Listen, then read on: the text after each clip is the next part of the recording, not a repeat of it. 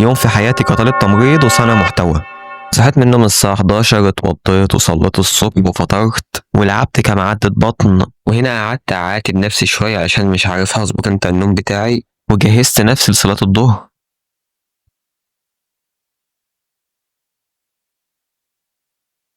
صليت وجهزت كوباية الشاي علشان أشوف أعمل إيه. خلصت البودكاست اللي كنت مراكمه بقالي شهرين، كانت فاضل منه ساعة والحمد لله خلصته. خلصت كام حاجة كان لازم أعملها، رحت اتغديت وجيت أكمل الحاجات اللي المفروض أعملها.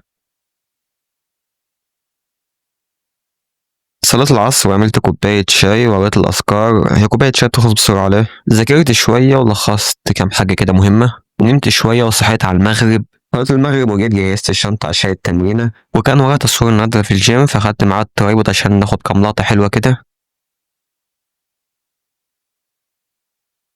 وكان معايا صديقي محمد، هو كانش أصلا يعرف إن إحنا بنصور. نطلع معاك الفيديو والله وكان علينا بوش فادينا تمرينة محترمة النهاردة. وأكتر حاجة عجباني الصراحة في الجيم هو نظام اللوكر اللي هنا، إن كل واحد ليه لوكر خاص بيه مفتاح. خلصت جيم وروحت وخدت شاور واديتها واحد طبق فاكهة كده. بحب أنهي اليوم بتاعي بالتدوين، إن أفرغ الأفكار بتاعتي. وكده يكون الفلوج بتاعنا خلص. فلو أنت مهتم بمحتوى زي ده اعمل له فولو واستنى إن شاء الله في فلوجات جاية.